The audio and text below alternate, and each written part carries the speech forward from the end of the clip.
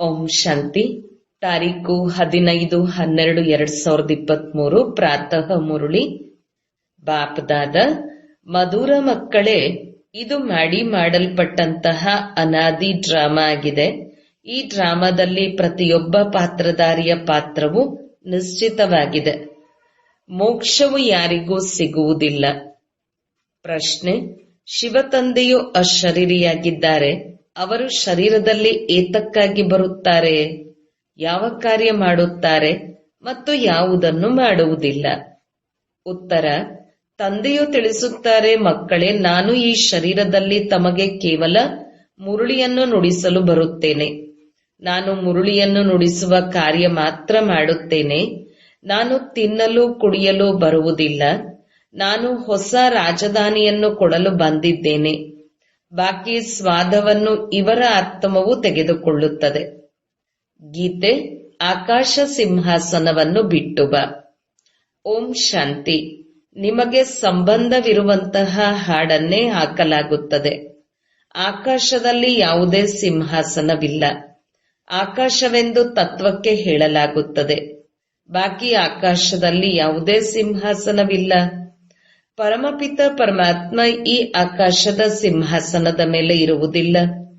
ತಂದೆಯು ಮಕ್ಕಳಿಗೆ ತಿಳಿಸುತ್ತಾರೆ, ನಾನು ಪರಮಪಿತ ಪರಮಾತ್ಮ ಹಾಗೂ ನೀವು ಮಕ್ಕಳು ಯಾರು ಆತ್ಮರಾಗಿದ್ದೀರಿ, ಇಬ್ಬರೂ ಸಹ ಈ ಸೂರ್ಯ ಚಂದ್ರ ನಕ್ಷತ್ರಗಳಿಗಿಂತ ದೂರವಿರುತ್ತೇವೆ. ಅದಕ್ಕೆ ಮೂಲವತನವೆಂದು ಹೇಳಲಾಗುತ್ತದೆ.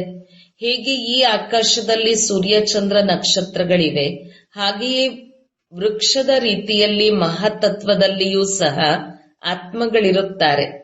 ಹೇಗೆ ನಕ್ಷತ್ರಗಳು ಆಕಾಶದ ಮೇಲೆ ನಿಂತಿವೆ, ಯಾವುದೇ ವಸ್ತುವಿನ ಆಧಾರವಿಲ್ಲ. ನಾವು ಆತ್ಮರು ಮತ್ತು ಪರಮಾತ್ಮ ತಂದೆ ನಾವೆಲ್ಲರೂ ಮಹಾತತ್ವದಲ್ಲಿ ಇರುತ್ತೇವೆ. ನಕ್ಷತ್ರ ರೂಪದಲ್ಲಿಯೇ ಇರುವುದು. ಜ್ಞಾನ ಸೂರ್ಯ, ಜ್ಞಾನ ಚಂದ್ರ, ಜ್ಞಾನ ನಕ್ಷತ್ರಗಳು. ಈಗ ಇದಂತೂ ತಿಳಿಸಲಾಗಿದೆ. ಯಾವಾಗ ಬಹಳ ದುಃಖವಾಗುತ್ತದೆ ಆಗ ನಾನು ಬರುತ್ತೇನೆ. ಹಳೆಯದನ್ನು ಖಂಡಿತ ಹೊಸದನ್ನಾಗಿ ಮಾಡಬೇಕು. ಹಳೆಯದರಲ್ಲಿ ದುಃಖವಾಗುತ್ತದೆ. ಕಲಿಯುಗದಲ್ಲಿ ಬಹಳ ದುಃಖವಿದೆ. ಸ್ವರ್ಗದಲ್ಲಿ ಸುಖವೇ ಸುಖ. ಪುನಃ ನಾನು ಬಂದು ಸಹಜ ಜ್ಞಾನ ಹಾಗೂ ಸಹಜ ರಾಜಯೋಗವನ್ನು ಕಲಿಸಬೇಕಾಗುತ್ತದೆ. ಎಲ್ಲರೂ ಕರೆಯುತ್ತಾರೆ, ಕೃಷ್ಣನನ್ನು ಸಿಂಹಾಸನವನ್ನು ಬಿಟ್ಟು ಬಾ ಎಂದು ಹೇಳುವುದಿಲ್ಲ. ಕೃಷ್ಣನಿಗೆ ಸಿಂಹಾಸನ ಎಂಬ ಅಕ್ಷರ ಶೋಭಿಸುವುದಿಲ್ಲ. ಕೃಷ್ಣನು ರಾಜಕುಮಾರನಲ್ಲವೇ? ರಾಜ್ಯ ಗದ್ದುಗೆ ಸಿಕ್ಕಿದಾಗ ಸಿಂಹಾಸನ ಎಂದು ಹೇಳಬಹುದು. ಚಿಕ್ಕ ಮಗುವನ್ನು ತಂದೆಯ ಮಡಿಲಿನಲ್ಲಿ ಅಥವಾ ಪಕ್ಕದಲ್ಲಿ ಕೂರಿಸಬಹುದು. ಅಂದ ಮೇಲೆ ತಂದೆ ಹೇಳುತ್ತಾರೆ, ಆತ್ಮರು ಮೂಲವತನದಲ್ಲಿ ನಕ್ಷತ್ರಗಳ ರೂಪದಲ್ಲಿರುತ್ತವೆ ಮತ್ತೆ ಅಲ್ಲಿಂದ ನಂಬರ್ವಾರಾಗಿ ಬರುತ್ತಿರುತ್ತವೆ. ನಕ್ಷತ್ರಗಳು ಹೇಗೆ ಬೀಳುತ್ತವೆ ಎಂಬುದನ್ನು ತೋರಿಸುತ್ತಾರಲ್ಲವೇ? ಅಲ್ಲಿಂದ ಆತ್ಮರು ಸೀದಾ ಗರ್ಭದಲ್ಲಿ ಹೋಗುತ್ತವೆ. ಇದನ್ನು ಚೆನ್ನಾಗಿ ನೆನಪಿಟ್ಟುಕೊಳ್ಳಿ. ಪ್ರತಿಯೊಂದು ಆತ್ಮ ಸತೋ ರಜೋ ತಮೋದಲ್ಲಿ ಬರಲೇಬೇಕು. ಹೇಗೆ ಮೊದಲು ಲಕ್ಷ್ಮೀ ನಾರಾಯಣರು ಬರುತ್ತಾರೆ, ಅವರು ಸತೋ ರಜೋ ತಮೋ ಸ್ಥಿತಿಯನ್ನು ಪಾರಾಗಬೇಕಾಗುತ್ತದೆ. ಪುನರ್ಜನ್ಮವನ್ನು ಪಡೆಯುತ್ತಾ ಪಡೆಯುತ್ತಾ ತಮೋ ಪ್ರಧಾನ ಸ್ಥಿತಿಯನ್ನು ಹೊಂದಲೇಬೇಕು. ಪ್ರತಿಯೊಬ್ಬರದು ಅದೇ ರೀತಿಯಾಗುತ್ತದೆ. ಹಿಂತಿರುಗಿ ಹೋಗಲು ಸಾಧ್ಯವಿಲ್ಲ. ಇಬ್ರಾಹಿಂ ಬುದ್ಧ ಬರುತ್ತಾರೆ. ಅವರು ಸಹ ಸತೋ ರಜೋ ತಮೋದಿಂದ ಮುಂದೆ ಹೋಗಬೇಕು. ಪುನರ್ಜನ್ಮಗಳನ್ನು ಪಡೆಯಬೇಕು. ದ್ವಾಪರದಲ್ಲಿ ಧರ್ಮಸ್ಥಾಪಕರು ಬರುತ್ತಾರೆ. ಅಲ್ಲಿಂದ ಪುನರ್ಜನ್ಮವು ಪ್ರಾರಂಭವಾಗುತ್ತದೆ. ನಂತರ ತಮೋ ಪ್ರಧಾನರಾಗಬೇಕು. ಈಗ ಅವರ ಸದ್ಗತಿಯನ್ನು ಯಾರು ಮಾಡುವುದು? ಸದ್ಗತಿದಾತ ಶಿವನೊಬ್ಬರೇ ಆಗಿದ್ದಾರೆ. ಸರ್ವರ ಸದ್ಗತಿಯನ್ನು ಮಾಡಲು ನಾನೇ ಬರಬೇಕಾಗುತ್ತದೆ. ನನ್ನ ಹಾಗೆ ಕೆಲಸವನ್ನು ಬೇರೆ ಯಾರೂ ಮಾಡಲು ಸಾಧ್ಯವಿಲ್ಲ. ನಾನು ದೇವಿ ದೇವತಾ ಧರ್ಮದ ಸ್ಥಾಪನೆ ಮಾಡುತ್ತೇನೆ. ತಮಗೆ ರಾಜಯೋಗ ಕಲಿಸುತ್ತಿದ್ದೇನೆ. ಗತಿ ಹಾಗೂ ಸದ್ಗತಿದಾತ ನಾನು ಆಗಿದ್ದೇನೆ. ಯಾವಾಗ ತಾವು ಪವಿತ್ರರಾಗುತ್ತೀರಿ ಆಗ ಮತ್ತೆ ನಾನು ಹಿಂತಿರುಗಿ ಕರೆದೊಯ್ಯುತ್ತೇನೆ. ನಿಮ್ಮ ಸದ್ಗತಿಯನ್ನು ಸಹ ಮಾಡುತ್ತೇನೆ. ನಿಮ್ಮ ಜೊತೆ ಯಾರೋ ಅನೇಕ ಧರ್ಮದವರಿದ್ದಾರೆ. ಆ ಧರ್ಮಸ್ಥಾಪಕರ ಸಹಿತ ಸರ್ವರ ಉದ್ಧಾರ ಮಾಡುತ್ತೇನೆ. ತಮ್ಮನ್ನು ಜ್ಞಾನದಿಂದ ಶೃಂಗಾರ ಮಾಡಿ ಸ್ವರ್ಗದ ಮಾಲೀಕ ಲಕ್ಷ್ಮಿ ಅಥವಾ ನಾರಾಯಣನನ್ನು ಭರಿಸಲು ಯೋಗ್ಯರನ್ನಾಗಿ ಮಾಡುತ್ತೇನೆ. ಮತ್ತೆ ತಮ್ಮನ್ನು ಹಿಂತಿರುಗಿ ಕರೆದೊಯ್ಯುತ್ತೇನೆ. ಸರ್ವರನ್ನು ಮೊದಲು ಮುಕ್ತಿಧಾಮಕ್ಕೆ ಕಳುಹಿಸುತ್ತೇನೆ. ಸರ್ವರ ಸದ್ಗತಿದಾತನೂ ಆಗಿದ್ದೇನೆ. ಅನ್ಯ ಧರ್ಮಸ್ಥಾಪಕರು ಯಾರು ಬರುತ್ತಾರೆ, ಅವರು ಸದ್ಗತಿಯನ್ನು ಮಾಡುವುದಿಲ್ಲ. ಅವರು ಕೇವಲ ತಮ್ಮ ಧರ್ಮಸ್ಥಾಪನೆಯನ್ನು ಮಾಡಿ ಅದನ್ನು ವೃದ್ಧಿ ಮಾಡಲು ತೊಡಗುತ್ತಾರೆ. ತಮ್ಮ ಧರ್ಮದಲ್ಲಿ ಪುನರ್ಜನ್ಮವನ್ನು ಪಡೆಯುತ್ತಾ ಸತೋ ರಜೋ ತಮೋದಲ್ಲಿ ಬರುತ್ತಾರೆ. ಈಗ ಎಲ್ಲರೂ ತಮೋಪ್ರಧಾನರಾಗಿದ್ದಾರೆ. ಈಗ ಇವರನ್ನು ಸತೋಪ್ರಧಾನ ಪಾವನರನ್ನಾಗಿ ಯಾರು ಮಾಡುತ್ತಾರೆ? ತಂದೆಯೇ ಸ್ವಯಂ ಕುಳಿತು ಮಕ್ಕಳಿಗೆ ತಿಳಿಸುತ್ತಾರೆ. ಭಗವಂತ ಬಂದು ಸರ್ವರ ಸದ್ಗತಿಯನ್ನು ಮಾಡುತ್ತಾರೆ. ಭಾರತವನ್ನು ಸ್ವರ್ಗವನ್ನಾಗಿ ಮಾಡುತ್ತಾರೆ. ಜೀವನ್ಮುಕ್ತಿಗಾಗಿ ರಾಜಯೋಗವನ್ನು ಕಲಿಸುತ್ತಾರೆ. ಆದ್ದರಿಂದ ತಂದೆಗೆ ಇಷ್ಟೊಂದು ಮಹಿಮೆ ಇದೆ.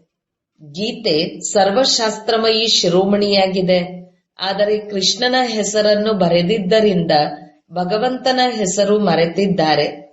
ಭಗವಂತ ಸರ್ವರ ಸದ್ಗತಿದಾತನಾಗಿದ್ದಾರೆ.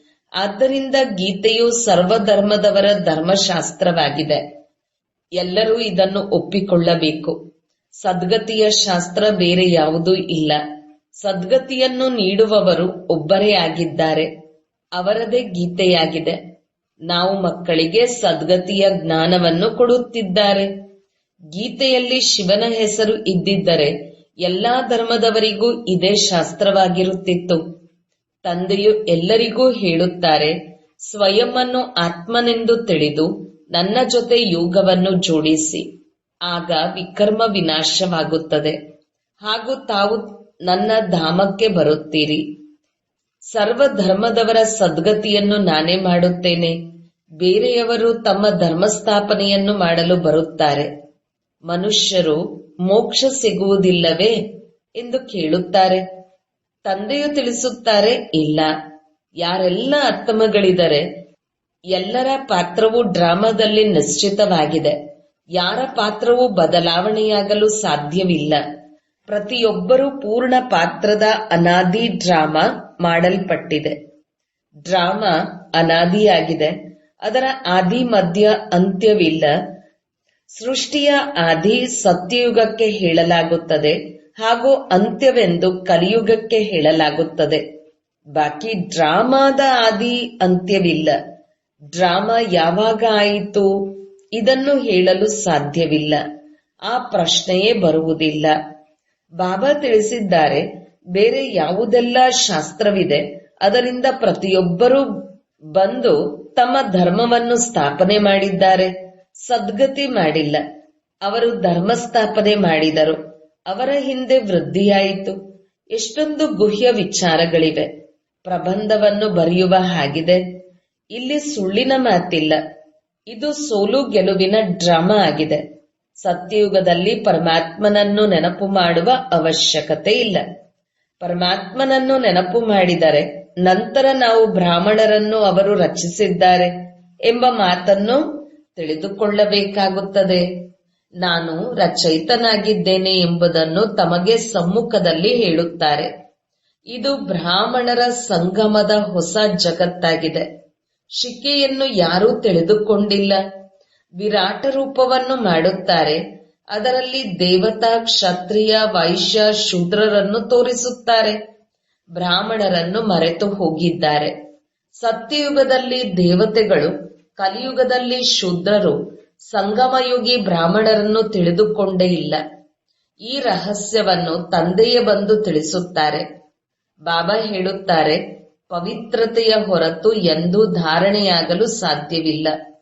ಎಷ್ಟೊಂದು ವೇದಶಾಸ್ತ್ರಗಳಿವೆ. ಮಂದಿರಗಳಿಂದ ಚಿತ್ರವನ್ನು ತೆಗೆದು ಪರಿಕ್ರಮಣ ಮಾಡಿ ಮತ್ತೆ ಮಂದಿರಕ್ಕೆ ತೆಗೆದುಕೊಂಡು ಹೋಗುತ್ತಾರೆ. ಬಾಬಾ ಅನುಭವಿಯಾಗಿದ್ದಾರೆ. ಶಾಸ್ತ್ರಗಳನ್ನು ಗಾಡಿಯಲ್ಲಿ ತುಂಬಿಸಿಕೊಂಡು ಪರಿಕ್ರಮಣ ಮಾಡುತ್ತಾರೆ. ಹಾಗೆಯೇ ದೇವತೆಗಳ ಚಿತ್ರವನ್ನು ಸಹ ಗಾಡಿಯಲ್ಲಿ ಇಟ್ಟುಕೊಂಡು ಪರಿಕ್ರಮಣ ಮಾಡುತ್ತಾರೆ. ಇವೆಲ್ಲವೂ ಭಕ್ತಿ ಮಾರ್ಗವಾಗಿದೆ. ತಾವು ಶಿವಶಕ್ತಿಯರಾಗಿದ್ದೀರಿ. ತಾವು ಪೂರ್ಣ ವಿಶ್ವದ ಸದ್ಗತಿಯನ್ನು ಮಾಡುತ್ತೀರಿ. ಆದರೆ ದಿಲ್ವಾಡ ಮಂದಿರ ಇವರದೇ ನೆನಪಾರ್ಥವಾಗಿದೆ ಎಂದು ಯಾರಿಗೂ ತಿಳಿದಿಲ್ಲ. ಇಂತಹ ಮಂದಿರ ಎಲ್ಲಿಯೂ ಇಲ್ಲ. ಜಗದಂಬೆಯೂ ಇದ್ದಾರೆ, ಶಿವಬಾಬಾ ಇದ್ದಾರೆ. ಎತ್ತರದ ಸ್ಥಾನದಲ್ಲಿ ಶಕ್ತಿಯರನ್ನು ಇರಿಸಿದ್ದಾರೆ. ಭಕ್ತಿ ಮಾರ್ಗದಲ್ಲಿ ಪುನಃ ಅಂತಹ ಮಂದಿರವನ್ನು ಮಾಡುತ್ತಾರೆ. ಮತ್ತೆ ವಿನಾಶವಾಗುತ್ತದೆ. ಆಗ ಇದೆಲ್ಲವೂ ಸಮಾಪ್ತಿಯಾಗುತ್ತದೆ. ಸತ್ಯಯುಗದಲ್ಲಿ ಯಾವುದೇ ಮಂದಿರಗಳು ಇರುವುದಿಲ್ಲ. ಇದೆಲ್ಲವೂ ಭಕ್ತಿ ಮಾರ್ಗದ ವಿಸ್ತಾರವಾಗಿದೆ. ಜ್ಞಾನ ಮಾರ್ಗದಲ್ಲಿ ಶಾಂತವಾಗಿರಬೇಕು. ಒಬ್ಬ ಶಿವತಂದೆಯನ್ನು ನೆನಪು ಮಾಡಬೇಕು. ಶಿವತಂದೆಯನ್ನು ಮರೆತು ಅನ್ಯರನ್ನು ನೆನಪು ಮಾಡಿದರೆ ಅಂತಿಮದಲ್ಲಿ ಫೇಲ್ ಆಗುತ್ತೀರಿ. ಫೇಲ್ ಆಗಬಾರದು. ಮನುಷ್ಯರು ಸಾಯುವ ಸಮಯದಲ್ಲಿ ಅವರಿಗೆ ರಾಮರಾಮ ಎಂದು ಹೇಳಿ ಎನ್ನುತ್ತಾರೆ. ಆದರೆ ಆ ರೀತಿ ನೆನಪು ಬರುವುದಿಲ್ಲ. ಆದರೂ ಸಹ ಗಾಯನವಿದೆ. ಅಂತ್ಯಕಾಲದಲ್ಲಿ ಯಾರು ನಾರಾಯಣನನ್ನು ಸ್ಮರಿಸುತ್ತಾರೆಯೋ, ಈ ಮಾತು ಈ ಸಮಯದ್ದಾಗಿದೆ. ಬಿದುರಿನ ಕಾಡಿಗೆ ಬೆಂಕಿ ಬೀಳಲೇಬೇಕು. ಅಂತ್ಯಕಾಲದಲ್ಲಿ ಯಾರು ನಾರಾಯಣನನ್ನು ಸ್ಮರಣೆ ಮಾಡುತ್ತಾರೆ, ಖಂಡಿತ ಈಗ ತಮಗೆ ಗೊತ್ತಿದೆ, ನಾವು ನಾರಾಯಣ ಅಥವಾ ಲಕ್ಷ್ಮಿಯನ್ನು ಭರಿಸುತ್ತೇವೆ. ಸ್ವರ್ಗಕ್ಕಾಗಿ ತಯಾರು ಆಗುತ್ತಿದ್ದೀರಿ. ಬಾಬನ ವಿನಃ ಮತ್ಯಾರೂ ಈ ಜ್ಞಾನವನ್ನು ಕೊಡಲು ಸಾಧ್ಯವಿಲ್ಲ. ಈ ಬಾಬಾ ಸಹ ಹೇಳುತ್ತಾರೆ, ಈಗ ನಮಗೆ ಶಿವ ಬಾಬಾ ಹೇಳಿದರು ಎಂದು. ಇದಕ್ಕೆ ಶಕ್ತಿ ಸೇನೆ ಅಥವಾ ಪಾಂಡವ ಸೇನೆ ಎನ್ನಲಾಗುತ್ತದೆ. ಮಹಾರಥಿಗಳಿಗೆ ಪಾಂಡವರು ಎಂಬ ಹೆಸರಿದೆ. ಶಕ್ತಿಯರ ಸವಾರಿಯನ್ನು ಸಿಂಹದ ಮೇಲೆ ತೋರಿಸುತ್ತಾರೆ. ತಂದೆಯು ಹೇಳುತ್ತಾರೆ, ಹೇಗೆ ಕಲ್ಪದ ಮೊದಲು ಸಹಜ ರಾಜಯುಗವನ್ನು ಕಲಿಸಿದ್ದೆನು, ಅದೇ ರೀತಿ ಕಲಿಸುತ್ತಿದ್ದೇನೆ. ಯಾವುದೆಲ್ಲ ಪಾತ್ರವು ನಡೆಯುವುದೋ ಕಲ್ಪದಲ್ಲಿಯೂ ಅದೇ ನಡೆಯುತ್ತದೆ. ಇದರಲ್ಲಿ ವ್ಯತ್ಯಾಸವಾಗಲು ಸಾಧ್ಯವಿಲ್ಲ. ಮತ್ತೆ ಕಲ್ಪದಲ್ಲಿಯೂ ಈ ಪಾತ್ರವು ನಡೆಯುತ್ತದೆ. ತಂದೆಯು ತಿಳಿಸುತ್ತಾರೆ, ನಿಮಗೆ ರಹಸ್ಯಯುಕ್ತವಾದ ಮಾತುಗಳನ್ನು ತಿಳಿಸುತ್ತೇನೆ. ಕೊನೆಯಲ್ಲಿ ಏನಾಗುತ್ತದೆಯೋ ಮತ್ತೆ ಕೊನೆಯಲ್ಲಿ ತಿಳಿಸುತ್ತೇನೆ. ಈಗ ಎಲ್ಲವೂ ಹೇಳಬೇಕೆಂದರೆ ಹಿಂತಿರುಗಿ ಹೋಗಿಬಿಡಲೇನು? ಕೊನೆಯ ತನಕ ಹೊಸ ವಿಚಾರಗಳನ್ನು ಹೇಳುತ್ತಲೇ ಇರುತ್ತಾರೆ. ನಾವು ಗೀತೆಯ ಮಹಿಮೆಯನ್ನು ಬಹಳ ಮಾಡುತ್ತೇವೆ. ಆದರೆ ಆ ಗೀತೆ ಅಥವಾ ಮಹಾಭಾರತದಲ್ಲಿ ಹಿಂಸಕ ಯುದ್ಧ ಮುಂತಾದವುಗಳನ್ನು ತೋರಿಸಿದ್ದಾರೆ. ಈಗ ಯುದ್ಧವಂತೂ ಇಲ್ಲವೇ ಇಲ್ಲ. ನಿಮ್ಮದಂತೂ ಯೋಗ ಬಲದ ಮಾತಾಗಿದೆ. ಅಹಿಂಸೆ ಅರ್ಥವನ್ನು ಯಾರೂ ತಿಳಿದುಕೊಂಡಿಲ್ಲ. ಕೇವಲ ಸ್ತ್ರೀಯನ್ನು ನರಕದ ದ್ವಾರ ಎಂದು ಹೇಳಿಬಿಟ್ಟರು. ವಾಸ್ತವಿಕವಾಗಿ ಇಬ್ಬರೂ ಸಹ ನರಕದ ದ್ವಾರ ಆಗಿದ್ದಾರೆ. ಈಗ ಮತ್ತೆ ಅವರಿಗೆ ಸ್ವರ್ಗದ ದ್ವಾರವನ್ನಾಗಿ ಯಾರು ಮಾಡಿದರು? ಅದು ಭಗವಂತನದೇ ಶಕ್ತಿಯಾಗಿದೆ. ಈ ಗೀತೆಯನ್ನು ಬಾಬಾರವರೇ ಮಾಡಿಸಿದ್ದಾರೆ. ಮಾಡುವವರಲ್ಲಿ ಕೆಲವರು ಸರಿಯಾಗಿ ಮಾಡಿದ್ದಾರೆ, ಕೆಲವರು ತಪ್ಪು ಮಾಡಿದ್ದಾರೆ. ಎಲ್ಲವನ್ನೂ ಬೆರೆಸಿಬಿಟ್ಟಿದ್ದಾರೆ. ರಾತ್ರಿಯ ಪ್ರಯಾಣಿಕನೇ ಸುಸ್ತಾಗಬೇಡ. ಈ ರೀತಿ ಗೀತೆಯನ್ನು ನಾನು ಮಾಡಿದ್ದೇನೆ ಅಂದ ಮೇಲೆ ಇಲ್ಲಿನ ಮಾತುಗಳೇ ಬೇರೆಯಾಗಿವೆ. ಗೋಶಾಲೆಯೂ ಇದೆ, ವನವಾಸವೂ ಸಹ ಇದೆ. ಆದರೆ ಅರ್ಥವನ್ನು ತಿಳಿದುಕೊಂಡಿಲ್ಲ. ನಾವು ಯಾರನ್ನಾದರೂ ಓಡಿಸಿದ್ದೇವೆಯೇ? ಕರಾಚಿಗೆ ಬಂದು ಬಿಡಿ ಎಂದು ಯಾರಿಗಾದರೂ ಹೇಳಿದ್ದೇವೆಯೇ? ಕೇಳಿ ಈ ಶಕ್ತಿಯರನ್ನು. ಇದು ಡ್ರಾಮಾದಲ್ಲಿ ಪಾತ್ರವಿತ್ತು. ಯಾರ ಮೇಲೆ ಅತ್ಯಾಚಾರವಾಯಿತೋ ಅವರು ಓಡಿ ಬಂದರು. ಅಂದ ಮೇಲೆ ಸರಿ ಯಾವುದು ಎಂಬುದನ್ನು ತಂದೆಯು ಹೇಳುತ್ತಾರೆ.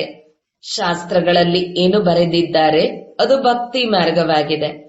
ಆದ್ದರಿಂದ ನನ್ನ ಜೊತೆ ಮಿಲನ ಮಾಡಲು ಸಾಧ್ಯವಿಲ್ಲ, ನನ್ನ ಬಳಿಗೆ ಬರಲು ಸಾಧ್ಯವಿಲ್ಲ. ನಾನು ಮಾರ್ಗದರ್ಶಕನಾಗಿ ಇಲ್ಲಿಗೆ ಬರಬೇಕಾಗುತ್ತದೆ. ಗೃಹಸ್ಥಿ ಆಗದವರ ಶರೀರವನ್ನು ಏಕೆ ತೆಗೆದುಕೊಂಡಿಲ್ಲ ಎಂದು ಕೇಳುತ್ತಾರೆ. ಅರೆ, ನಾನಂತೂ ಗೃಹಸ್ಥಿಯ ತನುವಿನಲ್ಲಿಯೇ ಬಂದು ಅವರಿಗೆ ಜ್ಞಾನವನ್ನು ಕೊಡಬೇಕು. ಅವರದೇ 84 ಜನ್ಮಗಳ ಬಗ್ಗೆ ಹೇಳುತ್ತೇನೆ. ಅಂದ ಮೇಲೆ ಎಷ್ಟೊಂದು ಗುಹ್ಯ ವಿಚಾರಗಳಿವೆ.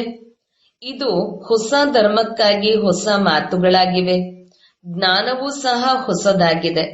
ತಂದೆಯು ಹೇಳುತ್ತಾರೆ, ಕಲ್ಪದಲ್ಲಿಯೂ ನಾನು ಈ ಜ್ಞಾನವನ್ನು ಹೇಳುತ್ತೇನೆ. ಬೇರೆ ಯಾರೂ ಸಹ ನಾನು ಕಲ್ಪದಲ್ಲಿ ಧರ್ಮ ಸ್ಥಾಪನೆ ಮಾಡಲು ಬರುತ್ತೇನೆಂದು ಹೇಳುವುದಿಲ್ಲ. ಲಕ್ಷ್ಮೀ ನಾರಾಯಣರಿಬ್ಬರೂ ಸಹ ನಾವು ಮತ್ತೆ ರಾಜ್ಯಭಾರ ಮಾಡಲು ಬಂದಿದ್ದೇವೆಂದು ಹೇಳುವುದಿಲ್ಲ. ಅಲ್ಲಿ ಈ ಜ್ಞಾನವೇ ಪ್ರಾಯಲೋಪವಾಗುತ್ತದೆ. ಅನೇಕ ಶಾಸ್ತ್ರಗಳಂತೂ ನಂತರದಲ್ಲಿ ಮಾಡಲಾಯಿತು. ನಾವು ಬ್ರಾಹ್ಮಣರಿಗೆ ಗೀತೆಯು ಒಂದೇ ಆಗಿದೆ. ಧರ್ಮವನ್ನು ಸಹ ಸ್ಥಾಪನೆ ಮಾಡುತ್ತೇನೆ ಹಾಗೂ ಸರ್ವರ ಸದ್ಗತಿಯನ್ನು ಮಾಡುತ್ತೇನೆ. ಎರಡೂ ಕೆಲಸವಾಯಿತಲ್ಲವೇ?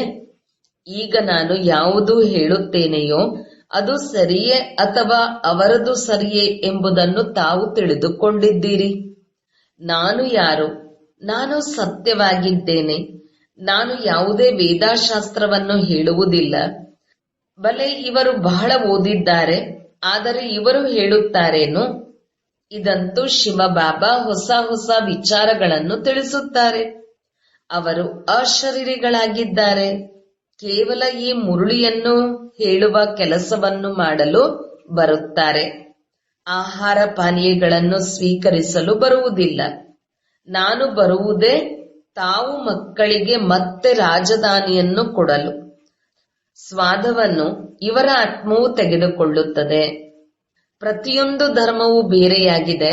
ಅವರು ತಮ್ಮ ಧರ್ಮಶಾಸ್ತ್ರವನ್ನು ಓದಬೇಕು. ಇಲ್ಲಿ ಅನೇಕ ಶಾಸ್ತ್ರಗಳನ್ನು ಓದುತ್ತಾ ಇರುತ್ತಾರೆ. ಏನೂ ಸಾರವಿಲ್ಲ. ಎಷ್ಟು ಓದುತ್ತಿರುತ್ತಾರೆ, ಜಗತ್ತು ನಿಸ್ಸಾರವಾಗುತ್ತಾ ಹೋಗುತ್ತದೆ. ತಮೋಪ್ರಧಾನ ಆಗಲೇಬೇಕು. ಮೊಟ್ಟ ಮೊದಲು ಸೃಷ್ಟಿಯಲ್ಲಿ ತಾವು ಬಂದಿದ್ದೀರಿ. ತಾವು ಬ್ರಾಹ್ಮಣರು ಮಾತಾಪಿತರಿಂದ ಜನ್ಮವನ್ನು ಪಡೆದುಕೊಂಡಿದ್ದೀರಿ. ಆ ಕಡೆ ಆಸುರಿ ಕುಟುಂಬವಿದೆ, ಇಲ್ಲಿ ಈಶ್ವರಿಯ ಕುಟುಂಬ. ಮತ್ತೆ ಹೋಗಿ ದೈವಿ ಮಡಿಲನ್ನು ಪಡೆಯುತ್ತೀರಿ. ಸ್ವರ್ಗದ ಮಾಲೀಕರಾಗುತ್ತೀರಿ. ಮಾತಾಪಿತರ ಮತದಂತೆ ನಡೆಯುತ್ತೀರೆಂದಾಗ ಸ್ವರ್ಗದ ಅಪಾರ ಸುಖ ಸಂಪತ್ತು ಸಿಗುತ್ತದೆ. ಬಾಕಿ ರುದ್ರಜ್ಞಾನ ಯಜ್ಞದಲ್ಲಿ ವಿಘ್ನವಂತೂ ಖಂಡಿತ ಬರುತ್ತದೆ. ತಂದೆಯು ತಿಳಿಸುತ್ತಾರೆ, ಮಕ್ಕಳೇ, ವಿಕಾರಗಳ ಮೇಲೆ ವಿಜಯಗಳಾಗುವುದರಿಂದಲೇ ತಾವು ಜಗಜ್ಜೀತರಾಗಲು ಸಾಧ್ಯ. ಮದುವೆ ಮಾಡಿಕೊಳ್ಳದಿದ್ದರೆ ನಿಶ್ಶಕ್ತರಾಗುತ್ತೀರೆಂದಲ್ಲ. ಸನ್ಯಾಸಿಗಳು ಪವಿತ್ರವಾಗಿರುತ್ತಾರೆ. ಮತ್ತೆ ಅವರು ಎಷ್ಟೊಂದು ದಪ್ಪವಾಗಿ ಆರೋಗ್ಯವಾಗಿ ಇರುತ್ತಾರೆ. ಇಲ್ಲಂತೂ ಮೆದುಳಿನ ಕೆಲಸವಾಗಿದೆ, ಶ್ರಮವಿದೆ. ದದೀಚಿ ಋಷಿಯ ಉದಾಹರಣೆ ಇದೆ ಅಲ್ಲವೇ? ಸನ್ಯಾಸಿಗಳಿಗಂತೂ ಬಹಳ ಸಂಪತ್ತು ಸಿಗುತ್ತದೆ. ಬಾಬಾ ಸ್ವಯಂ ಬಹಳ ಪುಷ್ಟಿದಾಯಕ ಆಹಾರ ತಿನ್ನಿಸುತ್ತಾರೆ. ಇಲ್ಲಿ ಬಹಳ ಪಥ್ಯ ಇರಬೇಕಾಗುತ್ತದೆ. ಒಳ್ಳೆಯದು. ಮಧುರಾತಿ ಮಧುರ ಅಗಲಿ ಮರಳಿ ಸಿಕ್ಕಿರುವಂತಹ ಮಕ್ಕಳಿಗೆ ಪ್ರೀತಿಯ ಮಾತಾಪಿತಾ ಬಾಪ್ ದಾದರವರ ನೆನಪು, ಪ್ರೀತಿ ಹಾಗೂ ಸುಪ್ರಭಾತ. ಆತ್ಮೀಯ ಮಕ್ಕಳಿಗೆ ಆತ್ಮೀಯ ತಂದೆಯ ನಮಸ್ತೆ. ಧಾರಣೆಗಾಗಿ ಮುಖ್ಯ ಸಾರ. 1. ಜ್ಞಾನದ ಒಳ್ಳೆಯ ಧಾರಣೆಗಾಗಿ ಪವಿತ್ರತೆಯ ವ್ರತವನ್ನು ತಮ್ಮದನ್ನಾಗಿ ಮಾಡಿಕೊಳ್ಳಬೇಕು. ಅಂತ್ಯಕಾಲವಾಗಿದೆ. ಆದ್ದರಿಂದ ಒಬ್ಬ ತಂದೆಯ ಹೊರತು ಬೇರೆ ಯಾರದೇ ನೆನಪು ಬರಬಾರದು. ಈ ರೀತಿ ಅಭ್ಯಾಸ ಮಾಡಬೇಕು. 2. ದದೀಚಿ ಋಷಿಯ ಹಾಗೆ ಸೇವೆ ಮಾಡುತ್ತಾ ವಿಕಾರಗಳ ಮೇಲೆ ವಿಜಯ ಪ್ರಾಪ್ತಿ ಮಾಡಿಕೊಂಡು ಜಗತ್ ಜೀತರಾಗಬೇಕು. ವರದಾನ. ಸಮಯದ ತೀವ್ರತೆಯ ಪ್ರಮಾಣ ಸರ್ವ ಪ್ರಾಪ್ತಿಗಳಿಂದ ಸಂಪನ್ನರಾಗಿದ್ದು ಮಾಯಾಜೀತ್ ಆಗುವಂತಹ ತೀವ್ರ ಪುರುಷಾರ್ಥಿ ಭವ. ಬಾಬ್ದಾದ ಏನೆಲ್ಲ ಪ್ರಾಪ್ತಿಗಳನ್ನು ಮಾಡಿಸಿದ್ದಾರೆ, ಈ ಎಲ್ಲಾ ಪ್ರಾಪ್ತಿಗಳನ್ನು ಸ್ವಯಂನಲ್ಲಿ ಜಮಾ ಮಾಡಿಕೊಂಡು ಸಂಪನ್ನರಾಗಿರಿ. ಯಾವುದೇ ಕೊರತೆ ಇರಬಾರದು. ಇಲ್ಲಿ ಸಂಪನ್ನತೆಯಲ್ಲಿ ಕೊರತೆ ಇದೆ. ಅಲ್ಲಿ ಮಾಯೆ ಅಲುಗಾಡಿಸುತ್ತಿದೆ. ಮಾಯಾಜೀತಾಗಲು ಸಹಜ ಸಾಧನವಾಗಿದೆ ಸದಾ ಪ್ರಾಪ್ತಿಗಳಿಂದ ಸಂಪನ್ನವಾಗಿರುವುದು. ಯಾವುದೇ ಒಂದು ಪ್ರಾಪ್ತಿಯಿಂದ ವಂಚಿತರಾಗಬೇಡಿ. ಸರ್ವ ಪ್ರಾಪ್ತಿಗಳೂ ಇರಲಿ. ಸಮಯದ ತೀವ್ರತೆಯ ಪ್ರಮಾಣ ಯಾವುದೇ ಸಮಯದಲ್ಲಿ ಏನೇ ಆಗಲು ಸಾಧ್ಯ. ಅದರಿಂದ ತೀವ್ರ ಪುರುಷಾರ್ಥಿಯಾಗಿ ಈಗಿನಿಂದಲೇ ಸಂಪನ್ನರಾಗಿ. ಈಗಿಲ್ಲದಿದ್ದರೆ ಇನ್ನೆಂದಿಗೂ ಇಲ್ಲ. ಸ್ಲೋಗನ್. ಸತ್ಯತೆ ಮತ್ತು ನಿರ್ಭಯತೆಯ ಶಕ್ತಿ ಜೊತೆಯಲ್ಲಿದ್ದಾಗ ಯಾವುದೇ ಕಾರಣ ಅಲುಗಾಡಿಸಲು ಸಾಧ್ಯವಿಲ್ಲ. ಓಂ ಶಾಂತಿ.